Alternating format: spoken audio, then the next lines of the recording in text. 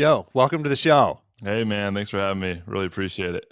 Like I said, I get so many of these people who email me and trying to come on the podcast, and I just ignore 99% of them.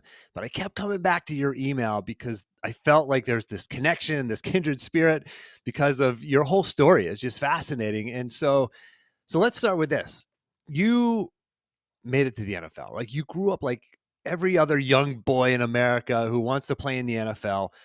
What was it like when you heard your name called in the draft? Yeah. Living a childhood dream. Very special, very grateful for that. And I think every boy that starts playing football has the dream at some point in their childhood or life to get their name called on draft day. And that was definitely no different for me. I played at a small school at UNLV and knew it was going to be a long shot to get drafted out of a small school. We weren't very successful and had a really good draft process. I was really stoked when I got invited to the actual combine. I think that was a huge step because I didn't even think I was going to get that call. And so that was a big moment for me. And I just had a really good draft process, had a really good pro day and really good numbers at the combine, and ended up getting drafted in the fourth round. I was projected to be like a seventh round free agent, and it was to the Atlanta Falcons. And yeah, I mean, when I talked to the head coach, the GM, and the owner on draft day, it was really a special moment. But looking back on that now, that was really just the beginning of the journey. It definitely was not the end. Mm. So were you sitting like in your living room with your parents and everything? Like we kind of always visualize and you see guys on TV. Like what was that like for you? Were you sitting with your family or were you by yourself or Yeah. I got a funny story actually with draft day because when I got drafted, it was, oh man, 10, 11 years ago now. It was, they did the prime time first round on Thursday night, and then the second and third round prime time on Friday night, and then Saturday was like the fourth to seventh round, and it started really early, and I was on the West Coast, so it started like 7 a.m. And so I woke up and I had like three teams. I think it was the Eagles, the Bears, and the Broncos that were really into me during the whole draft process. And I was a smaller name, so like I didn't think, I wasn't one of these guys that like anybody could take at any moment. And so when I was watching the TV, I think the Eagles pick came and went in the fourth round, and there was like another 20 picks until the Broncos picked. So I was like, okay, I have some time until the next team that's interested in me comes up. And so I actually went to the bathroom and actually left my phone on the couch. And so I was sitting there and just waiting, and all of a sudden, my parents at the house have the caller ID that kind of announces who's calling. And so the phone was ringing. All of a sudden, it goes, "Atlanta Falcons calling." Atlanta Falcons calling. I was like, "Oh my gosh!" So I like hurried up, finished up, and I like went and checked my phone, and there was all these missed calls from my agent, and like three missed calls from this area code I didn't know. Turns out it was Atlanta. So I answered the phone real quick, and it was the GM of the Falcons, and he's like, "Hey man, like we've been trying to reach you. Like we almost skipped you on this. Almost went to the next guy. I don't know how real that was. I think that people have actually missed the call, and they've actually just skipped the draft pick. I've heard stories of that, wow. which is crazy. And so yeah, it was a funny story that I wasn't really expecting it, and ended up getting drafted to the Falcons, which was a total surprise. And I've never been to the East Coast, and that was a whole nother journey of going into the unknown, getting outside my comfort zone, and obviously being a small time college going and all the guys that were in my draft class were from Alabama, Florida, all these big time SEC schools, and it was definitely a one hell of a journey playing in the league and first getting involved in it. So what was it like playing in the NFL? Like was it like what were the things that were like, yeah, this is what I expected, and were there some things that you're like, yeah, this is not really what I expected? Like what was the experience like for you as an NFL Yeah. I player? think you hear about the guys, the top guys on ESPN and stuff, the guys that get paid all the money. I think that's very small percentage of what pro athletes go through. I think most guys are kind of in my realm where it's a constant grind of having to prove yourself over and over again. And I had a very up and down NFL career. I lost my starting job 5 different times, and for a wide variety of different reasons, and learned a lot through failure. And when I first got to the NFL, I think the biggest challenge for me was the reason I went to UNLV was a smaller school because I had some scholarship offers to some bigger schools, but I didn't want to sit and not play. Like I love the game of football so much that I wanted to play the game. I had this like weird inner dichotomy within me. Like I hated everything that went into football, but I loved everything about playing the games. And so all the stuff I hated, I like really did everything I could to perform in those ways, which was a really challenge for me so that I could perform and make it and play the games. And so my rookie year, I got drafted. They had a 13-year starter at center, and they drafted me to eventually replace him. And that first year, I had to sit on the bench. I was dressing as the backup, and only played one snap that entire year. And so me being on the sideline was real challenge for me because I felt like I wasn't contributing to the team. That was something that really was really struggle. I think everybody talks about the rookie wall as well. That was something that was a real challenge. I mean, week 11 or 12 of the season, like all of my friends, because I didn't redshirt in college either. So all of my really close friends that I came into college with were still playing their senior years. And week 11 or 12 of the season, your rookie year, all of the college games or the college season is over. And then we're only pretty much halfway done with our season. And so it's just so long and the grind. And also getting to Atlanta, they had a really solid offensive line group. They had 5 starters that had been playing together for 3 years, which is really rare. And they were all, older and established veterans. And it was really hard for me to get in there and earn their respect. And that was another challenge. I just felt like I was not a part of the team. I was outside, didn't really have an opportunity to earn their respect because I didn't get an opportunity to play. And it wasn't until my second year that starting center came back another year and ended up having a chance to play right guard. And then once I actually got to see the field, I started 9 games at right guard that year. I finally earned their respect. I started feeling like a more part of the team. But then that led into, this kind of leads me to the next story of that after that season, the starting center's contract was up and he was set to retire after 13 years. I think it was that time. And so going into that off season, I was like, okay, now's my time to shine. I played right guard, which I was out of position. They drafted me at center, and I had a pretty rough game. We played the Giants that year in the first round of the playoffs. That was the year they ended up winning the Super Bowl. And as an offense, we really struggled. And so I thought, I'm going to move over to center. I'm going to have my own 13-year career as the starting center of the Atlanta Falcons. Like, my dream's about to come true. This is it.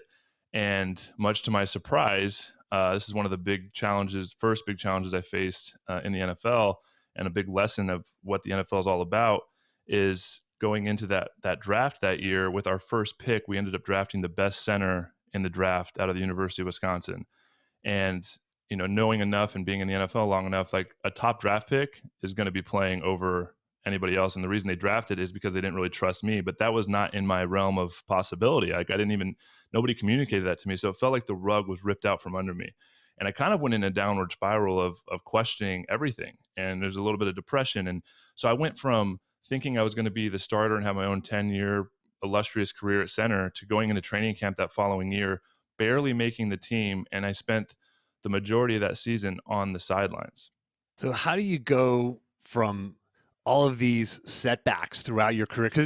And I appreciate you pulling back the curtain because, yeah, we see ESPN and we see NFL highlights, and it's like, and we see the top guys, and everybody's making all this money, and it's crazy, and everything's amazing, and it's like, the reality is most of them are just grinding it out. Most of you are grinding it out, trying to keep your job, trying to make it through the season, trying to stay healthy, all of that.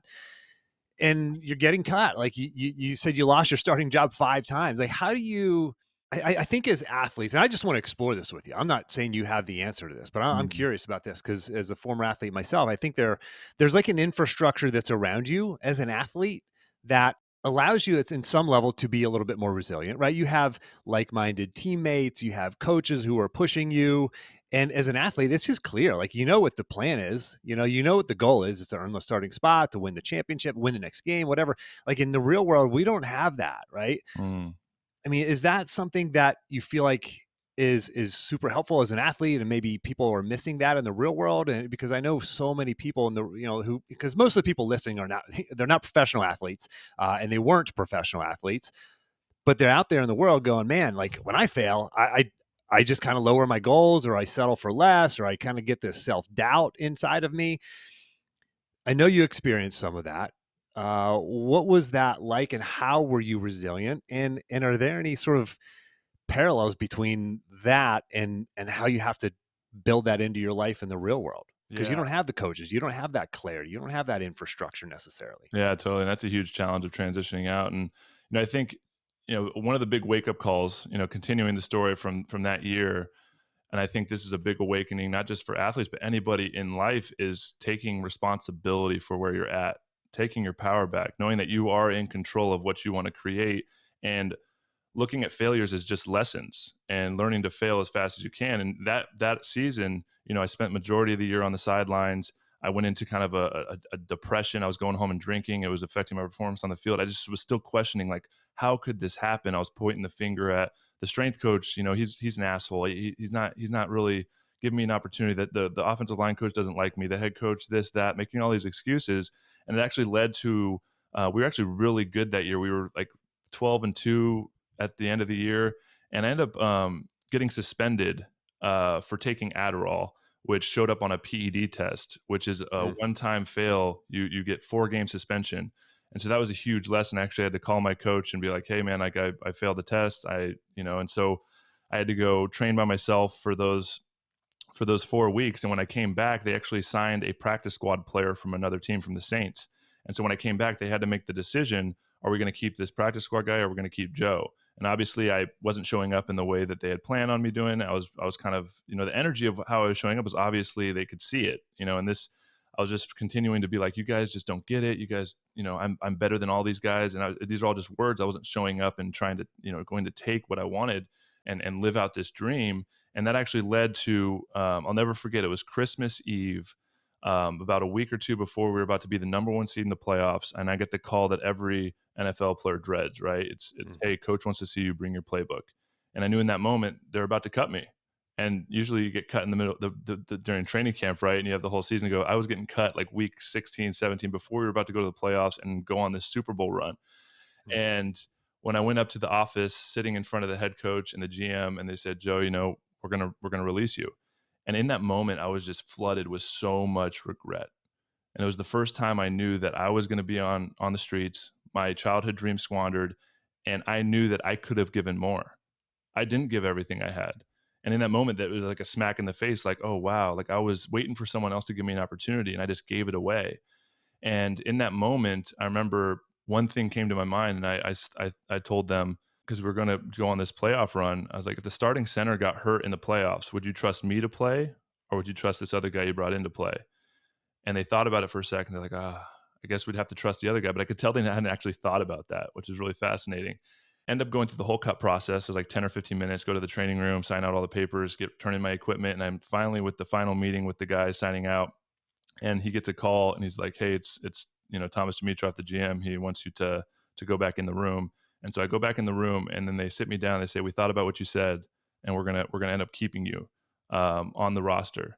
And so that first moment, I finally stood up for myself and like spoke my mind and communicated like my worth to them. And then 2 weeks later, we were, the first playoff game against the Seahawks, I was actually dressing for the first time that year as a backup.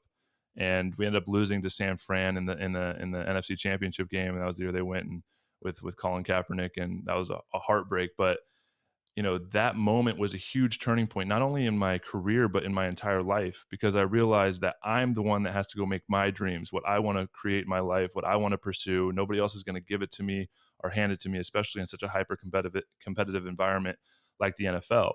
And so continuing on that story and the lessons that continued to come, that starting center finally retired after that year, after 14 years. And so the competition for the center job was open between me and the guy they drafted in the first round from Wisconsin a couple years before. And so I had one of the best off seasons of my entire life. I like changed my entire body. I showed up and worked hard. I didn't care what anybody said. I showed up early. I did what I needed to do. The player development department were coming up to me, and the scouts and the GM. They're like, man, Joe, we really see you showing up. We really like what you're doing.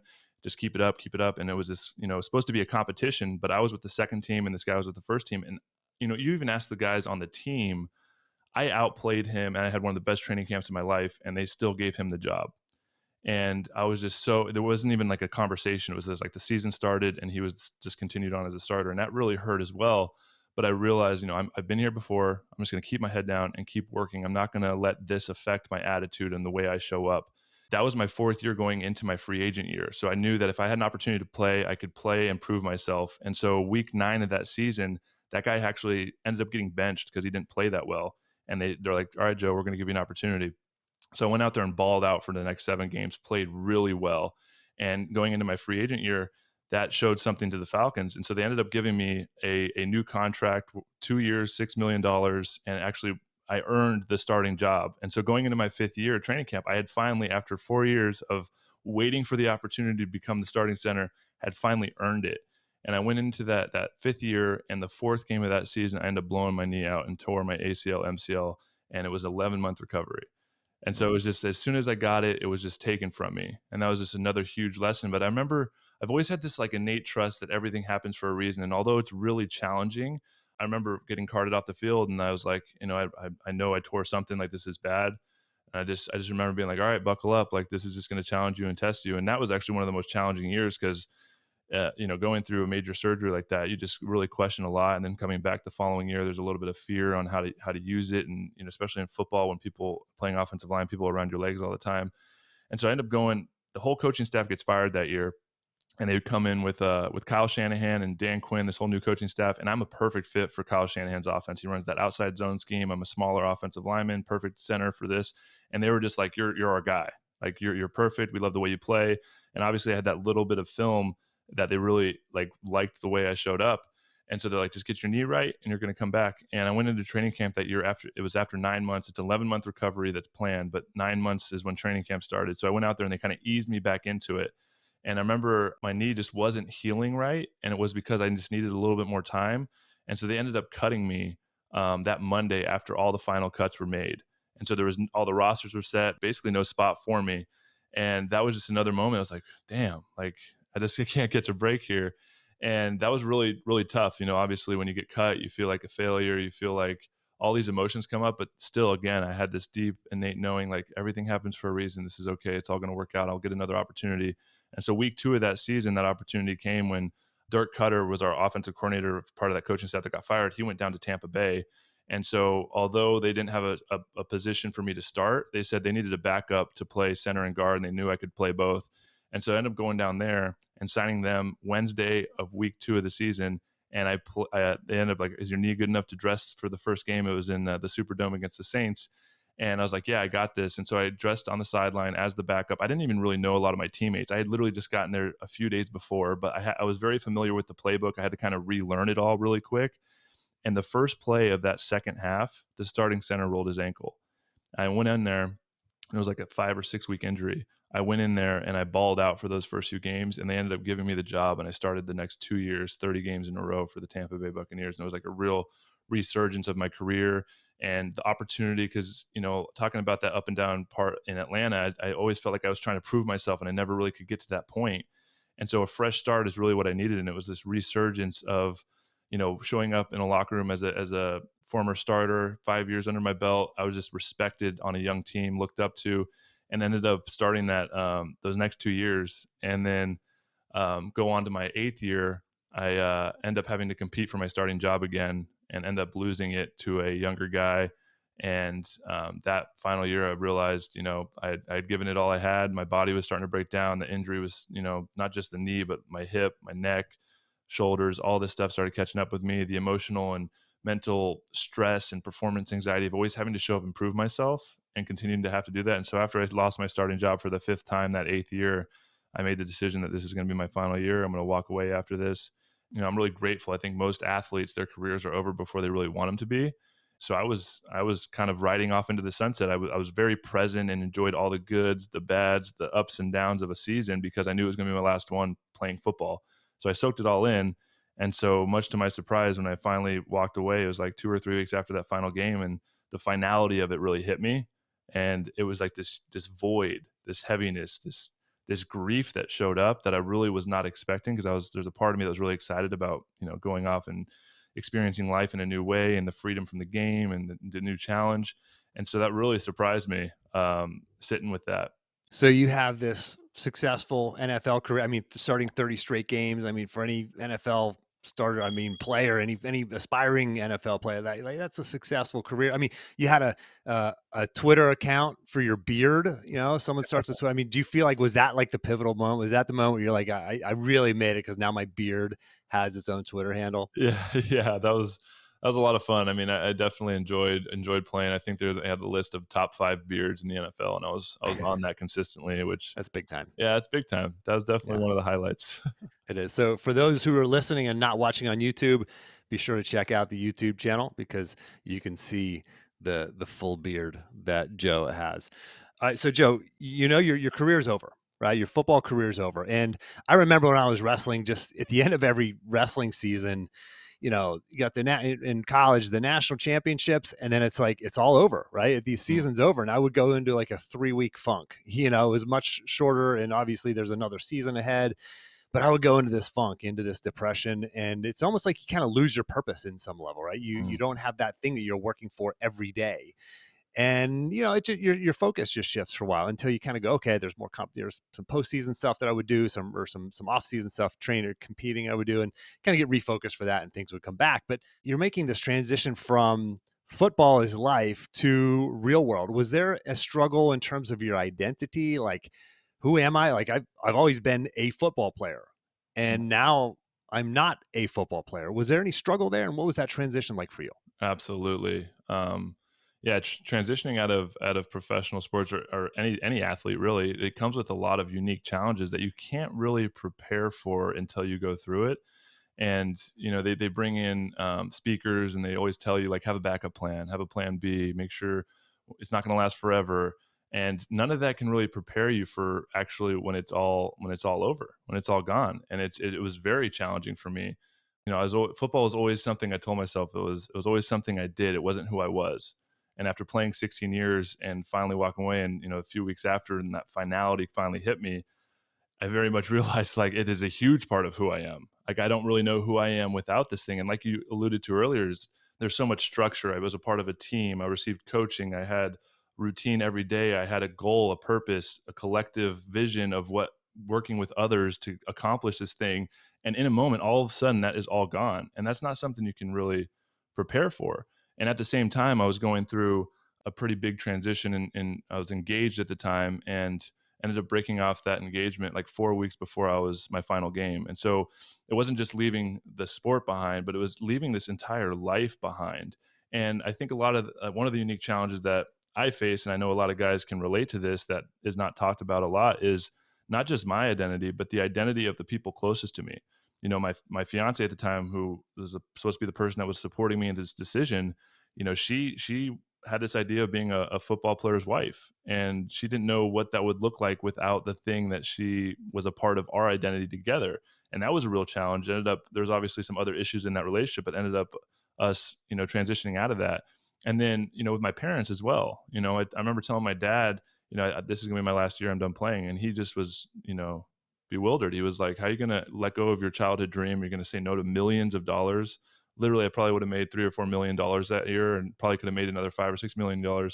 But I came to a decision where I made enough money to be financially secure, and I had to wrestle with the decision of, do I keep playing, putting my body on the line for some more money, but what for what? And so all these questions were kind of percolating in my realm, and I wanted to know what it was like without all this stuff, without this story that I had created for myself, this identity.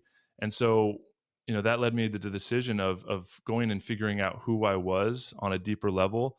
And I knew I needed to get moving. So I ended up giving away all my stuff I owned to charity. I'd seen this documentary called Minimalism, or The Minimalists, and really fell in love with the idea of, like, what would life look like if I didn't have all this stuff holding me down? And because I was going through a big transition, I just wanted to kind of start fresh. And so I gave all my stuff to charity. I bought a van. I rescued a dog from the local shelter, and I ended up hitting the road on a road trip for the better part of 2 years. And on that trip, I definitely had incredible experiences. But continuing to get outside my comfort zone and figuring out who I was changed my life in a lot of profound ways. Man, van, dog, blog. You like that, huh? Yeah, I love that. And really, that was the part of your story. I was like, man, this really gets me. Like, I told you before we hit record that I traveled a good bit after my college career was over, and spent a year sort of sowing my oats, and traveling overseas and whatnot. And it's an amazing experience, especially for somebody who has been so ensconced in athletics and in doing one thing for so long. So first of all, like, was that a blast for you? I mean, what was that journey like? Because you did it for 2 years, right? Yeah, yeah. I mean, originally when the idea came, it was like, I want to do this for a few months. I want to go on a road trip. I didn't know what else to do, so I was like, let me go see the country. I remember, there's national parks I've always wanted to see, and I had this freedom finally. And the challenge of having the freedom, and like the overwhelm, like we talked about, all the choices. I didn't really know what I wanted to do, but I knew I wanted to go explore that freedom before I dove into whatever I decided to do next. You know, being a high achiever, I knew if I put my mind towards something, I was going to go do it. And I didn't want to get lost in another story and let that mask this opportunity to go really figure out who I am on a deeper level. And so that 3 months turned into 8 months. And then, you know, after the 8 months, I started questioning, okay, like now what? What am I going to do? And I told myself if I find another van that's more comfortable, then I'll continue the trip. And ended up through a couple synchronistic moments finding this beautiful van that was like perfect. And so I ended up trading in my van, selling it, and then getting this new van. And I hit the road again for another 6 to 8 months and traveled. And yeah, the experience just continued. It just allowed me to grow in a lot of different ways. I think there's something really special about travel that forces you into the present moment, right? Like when you don't have something planned, you don't have a routine, you're constantly going into the unknown, and that forces you to be present with the experience as it unfolds. And that's just a really magical thing to experience. I don't think a lot of people allow themselves to, right? And it's not just psychological, but there's actually this physiological change in your brain when you're doing novel experiences constantly and getting outside your comfort zone that creates new neural connections. And so I was just expanding my horizons in a lot of different ways, led to a lot of amazing experiences. And then towards the end of the trip, I still had this question of like, I don't want to do this forever. I still want to have an impact. I need to figure out like, what's my purpose? What am I here to do? And so I still struggled with that question. Like the trip was a lot of fun and it changed my life in a lot of ways, but then I still had to figure out, okay, now what? And that was when I started asking myself the simple question, which I think is really powerful. If anybody's looking to find out what they are meant to be doing, I started asking myself, how can I be of service? And I just listened. And I realized in that moment that the challenge was, I mean, the transition out of sports was really challenging for me, and I was ready to walk away. My final year was, I mean, I decided, I made the choice, which is not the case for a lot of people, and it was still really challenging. And I joined on the road. I joined a couple different masterminds and communities and started doing the self development work and figuring out who I was. And it had a profound impact on my life being a part of a community of like minded people. And I realized, man, if I had something to plug into when I was first done playing, it would have had a huge impact on my life. And there's something about being a former pro athlete that a lot of people just can't relate to that experience. If I go tell someone like, yeah, I'm really struggling, I say, like, struggling, like you literally can do whatever you want to do. You're retired, you made a lot of money, and you lived your childhood dream. Like, what do you have to complain about? And it's just really hard for people to hold space for that. And so realizing that I wanted to create a community of former athletes who know what the experience is like so that we could support each other on the journey after sports. And so that led me to create the Heart Collective, which is a community built exclusively for former male professional athletes who are focused on reaching higher levels of success outside of sports, because there's something really special about a professional athlete, like you said, like the discipline, the mental toughness, the ability to handle failure, all these intangible things. But a lot of guys, when they're done, they don't know how to find something else to do because it's not catching a football, throwing a football, running a football, blocking. Like these skills aren't very transferable into the real world, but all the intangibles that got you to that level, if you can really get that energy and focus it on yourself and figure out and find stillness and ask yourself the question of like, how can I be of service, and really show up in that way, I truly believe that these former athletes can have a huge impact in the world. They just need some support and guidance. I think community is a big answer to that. For the longtime listeners, you know that there's something called the productive pause, which is sort of what I've discovered as like this secret to success. Like when I, talk to really successful people, I find out what's their habit that is, habit or habits that have led them to success. And it's always some version of stepping off of the treadmill of life, of not doing the thing that they're known for. And the definition of a productive pause is a short period of focused reflection around specific questions that leads to clarity of action and peace of mind. And Joe, that is the longest productive pause. So maybe I need to take out the a short period of focus reflection. This is like a 2-year productive pause. This is fascinating, right? And you were searching, you were seeking, you were asking questions like, what's my purpose? What's next? And for the listeners, like this is a fantastic productive pause question for everybody to ask themselves. How can I be of service? Like if you stop, get off of your treadmill of life, that busyness, the rat race that you're in, step off and say, wait a second, like, how can I be of service?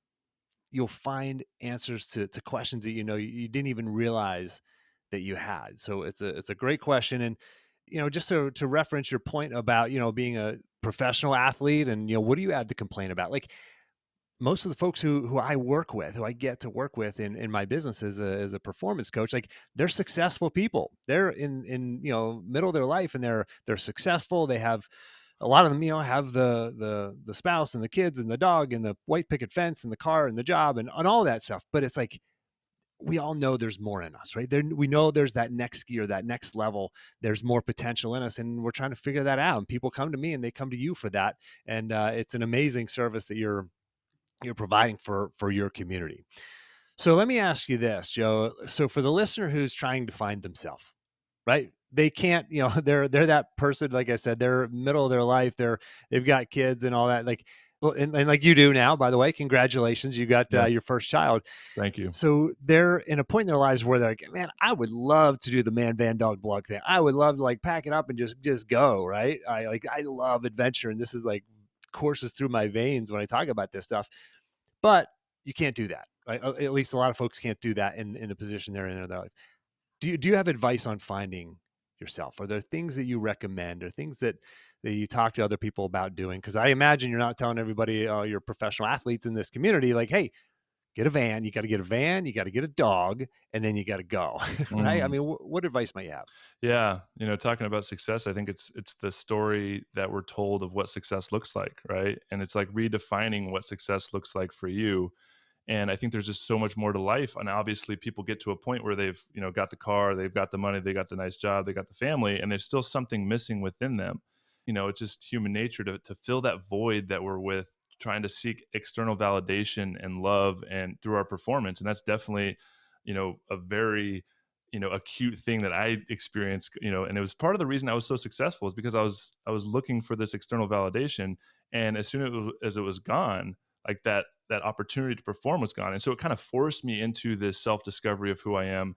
And I think, I've learned a lot of tools that have helped me navigate that. I think really finding stillness through mindfulness practices, meditation, really slowing life down because, everybody's always trying to get somewhere, but every path leads away from where we're at now. And a lot of people in this old story, this old paradigm is, we're gonna work hard until retirement, and then all of a sudden that's when I'm gonna decide to live. And a lot of people get to that point of like, wait, this is what I was working for. And I'm really grateful that I made a lot of money, lived out my dream, and I got to experience that moment at the age of 29. And so it really allowed me, I have a lot of life left.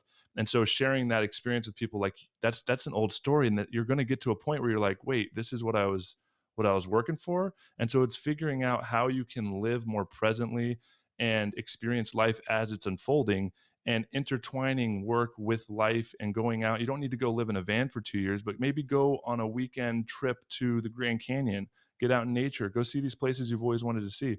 One of the things I adopted when I was on the road is kind of my tagline with Man Van Dog Blog was live with less so you can experience more. And I'm all about experiences, right? Spend your money on experiences, not stuff. Don't try and fill that void with a bunch of stuff because it's just going to continue to fade. But if you can go get outside your comfort zone and spend that money on experiences with your family, with your friends, those are things that really add value to your life. And I think another thing that has really had a huge impact on my life is writing and journaling. And it's something fascinating that happens when you show up and just stream of consciousness, right? You can actually get to know yourself on a deeper level, and you can ask yourself questions and you can process. That's another thing is we don't question enough. Like, question your own story, question what you want. Is this something I want in my life? Is this what I want to do? And get really curious about that, right? And I think journaling really helps process in real time and gets us out of our heads and into our bodies and our hearts. Amazing, actionable things that we can do to find ourselves no matter where we're at in our journey. Joe, very insightful. You're a man wise beyond your years. You've experienced a lot of things. You're doing incredible things in the world. Can you share with the listeners how they can find you, follow you, etc.? Yeah, thanks, brother. I got my personal website. It's joe-hawley, HAWLEY.com. If you're interested in checking out the Heart Collective, it's theheartcollective.com, HART. And then I got two podcasts if you're interested in checking out some of that stuff. It's Quantum Coffee, where we kind of discuss the unanswerable questions of the universe. It's like a little bit more around spirituality and questioning our own reality and the lives that we're kind of this story that we've developed as a collective. And then Life Beyond the Game, where I bring on former pro athletes to really discuss more of the transition and stuff that I talked about on this podcast. And then you can follow me on Instagram at joe.hawley. Excellent. For the listener, as always, we'll have all the links in the action plan. Just go to jimharshawjr.com/action. We'll have everything that Joe just rattled off there in one spot for you. Joe, thanks so much for making time to come on the show. Yeah, thanks, brother. It was a real pleasure. If you like this video, hit the like button below. But also, what was helpful? What wasn't helpful? What questions do you have? I'll reply to every comment below. And if you actually want to get all of the notes, all of the quotes, all of the links, all of the action items from this entire episode, go to jimharshawjr.com/action and you can download the free PDF action plan. It'll give you all the notes, quotes, links, everything from the entire episode. You'll also get access to all of the action plans from all of my episodes of the Success Through Failure podcast. And if you want to learn how you can actually apply this learning to your life, figure out how you can start getting results now, you can actually sign up for a free one-time coaching call with me. Just go to jimharshawjr.com/apply. That's jimharshawjr.com/apply. It's a very quick, short application process. Find a time on my calendar, fill out the questionnaire, and you and I will have a conversation about how you can start getting results in your life by applying what you've learned. I look forward to talking to you.